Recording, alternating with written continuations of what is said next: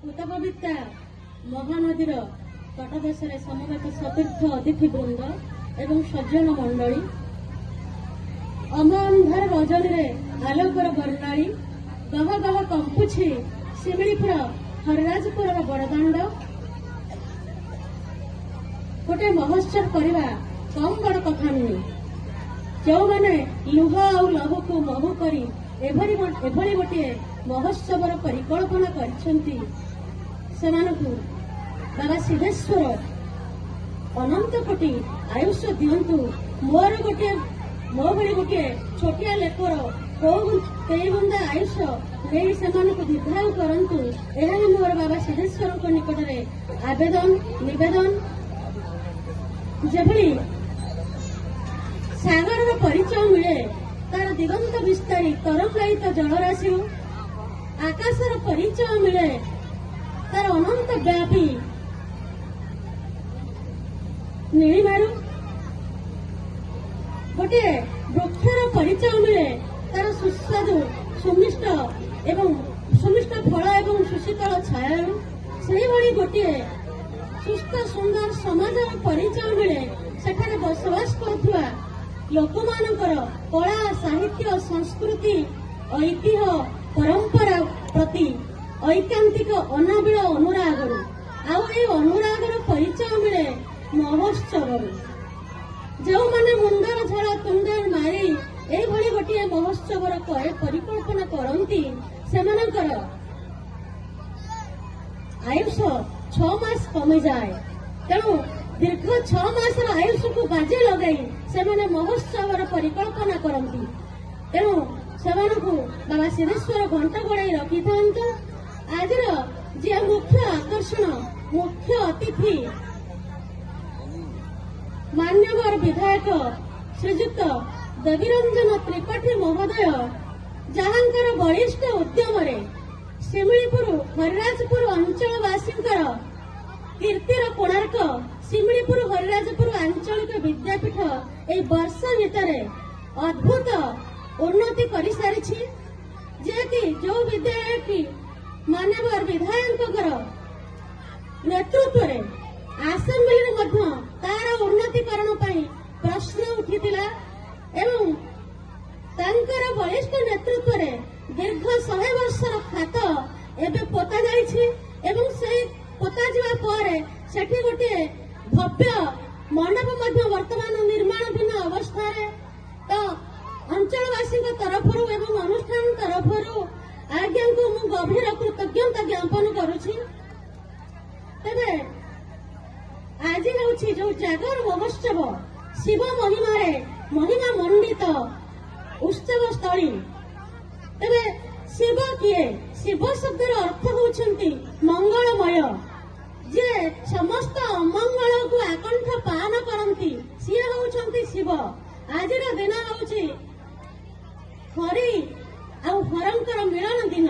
ଆଜିର ଦିନ ଶିବଙ୍କର ଜନ୍ମଦିନ। ଯେମିତି ରାମନବମୀ ରାମଙ୍କର ଜନ୍ମଦିନ, ଶ୍ରୀକୃଷ୍ଣ ଜନ୍ମାଷ୍ଟମୀ କୃଷ୍ଣଙ୍କର ଜନ୍ମଦିନ, ଆଜି ହେଉଛି ଫାଲ୍ଗୁନ କୃଷ୍ଣ ଚତୁର୍ଦ୍ଦଶୀ, ଶିବ ଚତୁର୍ଦ୍ଦଶୀ, ଜାଗର ଅମାବାସ୍ୟା, ଶିବଙ୍କର ଜନ୍ମଦିନ। ଆଜି ହରି ଏବଂ ହରଙ୍କର ମିଳନ ଦିନ। କାହିଁକି ନା ଶିବଙ୍କୁ ଜନ୍ମଦିନର ଶୁଭେଚ୍ଛା ବାର୍ତ୍ତା ପ୍ରଦାନ କରିବା ପାଇଁ ହରି ହର ବା ମହାଦେବଙ୍କ ନିକଟକୁ ଆସିଥାନ୍ତି। ଶ୍ରୀକ୍ଷେତ୍ରରେ ଜଗନ୍ନାଥଙ୍କର ପ୍ରତିନିଧି ମଦନ ମୋହନ ଶିବଙ୍କୁ ତାଙ୍କର ଜନ୍ମଦିନର ଅଭ୍ୟର୍ଥନା ଜଣାଇବା ପାଇଁ ଶ୍ରୀ ଲୋକନାଥଙ୍କ ନିକଟକୁ ଆସିଥାନ୍ତି ମଦନ ମୋହନ ବେଶରେ। ଏହି ବାଙ୍କି ଭୂଖଣ୍ଡରେ ଗୋଟିଏ ଅଞ୍ଚଳ ଅଛି, ହରିହର ଭେଟ, ଗୋଟିଏ ଛକ। ଆଜିର ଦିନରେ ଆମର ମହିମାମଣି ଆସନ୍ତି ସେଠିକି ଏବଂ ପାଟପୁର ସିଂହନାଥପୁରରୁ ଲୋକନାଥ ସିଂହନାଥକୁ ଆସନ୍ତି ସେଇଠିକି ଉଭୟ ହରିହର ଉଭୟ ଭିତରେ ଆଲିଙ୍ଗନରେ ଆବଦ୍ଧ ହେବା ପାଇଁ। ତେବେ ଆଜି ହେଉଛି ସମୁଦ୍ର ମନ୍ଥନର ଦିନ। ଯେତେବେଳେ ସମୁଦ୍ର ମନ୍ଥନ ହେଲା, ଅନେକ ମୂଲ୍ୟବାନ ପଦାର୍ଥ ବାହାରିଲା ପରେ ବିଷ ବାହାରିଥିଲା। ବାସୁକୀ ନାଗ ମନ୍ଥନର ଭରା କଷ୍ଟ ସହି ନ ପାରି ବିଷ ଉଦ୍ଗାରଣ କରିଥିଲେ।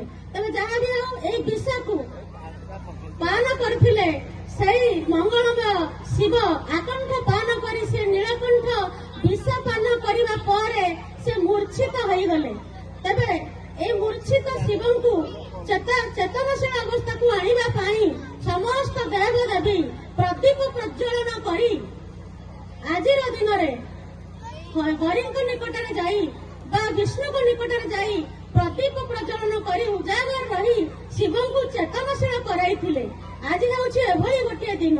ଶିବ ଯିଏକି ଅଷ୍ଟାଙ୍ଗ ଯୋଗର ଆଦ୍ୟ ସାଧନ କର୍ତ୍ତା ଆଦି ଦେବ, ଯମ ନିୟମ ଆସନ ପ୍ରାଣାୟାମ ପ୍ରତ୍ୟାହାର ଧ୍ୟାନ ଧାରଣା ସମାଧି, এই ସମାଧି ହେଉଛି ଅଷ୍ଟାଙ୍ଗ ଯୋଗର ଶେଷ ଯୋଗ।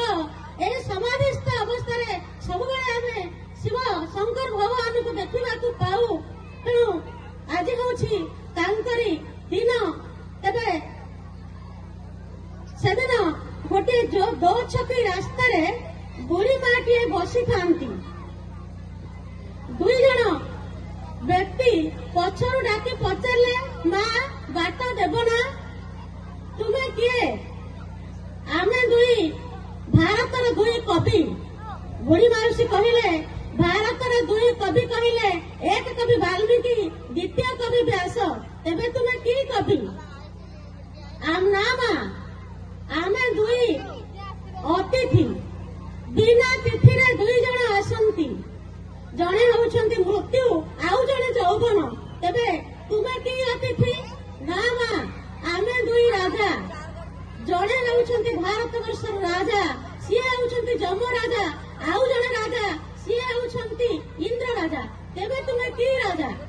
ନା ମା, ଆମେ ହେଉଛୁ ଦୁଇ ବାଟୋଇ। ଜଣେ ଦିନ ବେଳେ ବାଟ ଦେଖାନ୍ତି, ସିଏ ହେଉଛନ୍ତି ସୂର୍ଯ୍ୟ। ଆଉ ଜଣେ ରାତିରେ ବାଟ ଦେଖାନ୍ତି, ସିଏ ହେଉଛନ୍ତି ଚନ୍ଦ୍ର। ତେବେ ତୁମେ କି ବାଟୋଇ? ନା ମା, ମୁଁ ହେଉଛି କବି କାଳିଦାସ, ଇଏ ହେଉଛନ୍ତି ରାଜା ଭୋଜ। ସେଦିନ ଭାରତର ସେକ୍ସପିୟର କାଳିଦାସ ହୃଦୟଙ୍ଗମ କରିଥିଲେ ଯେ ପ୍ରତ୍ୟେକ ମଣିଷର ମୌଳିକ ଲକ୍ଷ୍ୟ ହେଉଛି ତାର ଗୋଟିଏ ସ୍ୱତନ୍ତ୍ର ପରିଚୟ ସୃଷ୍ଟି କରିବା। ତେଣୁ ଏଇଭଳି ଗୋଟିଏ ମହୋତ୍ସବର ପରିକଳ୍ପନା କରି ଯେଉଁମାନେ ଗୋଟିଏ ଗୋଟିଏ ସ୍ୱତନ୍ତ୍ର ପରିଚୟ ପ୍ରଦାନ କରିଛନ୍ତି, ସେଇମାନେ ହେଉଛନ୍ତି ଅନୁଷ୍ଠାନର ମୋର ତ ସମସ୍ତେ ଶ୍ରଦ୍ଧେୟ ଛାତ୍ର, ଅନୁଷ୍ଠାନର ଯେ ଦୀପୁ, ଯେ ଅନୁଷ୍ଠାନର ପ୍ରାଣ ପ୍ରତିଷ୍ଠାତା ଶିବେଇ ସାନ୍ତରା, ଆଉ ବିଶ୍ୱମରଣ ମାନେ ହେଲେ ଅନୁଷ୍ଠାନର ଯିଏ president Subodh Kumar Samal, working president Bibhu Prasad Samal ଏବଂ ତାଙ୍କର ଟିମ୍ ସମସ୍ତଙ୍କୁ ଆନୁଷ୍ଠାନିକ ଆନ୍ତରିକ ଧନ୍ୟବାଦ ଅର୍ପଣ ପୂର୍ବକ ମୋର ବାଣୀକୁ ବିଶ୍ରାମ ଦେଉଛି। ଜୟ ଜଗନ୍ନାଥ, ଜୟ ବାବା ସିଦ୍ଧେଶ୍ୱର।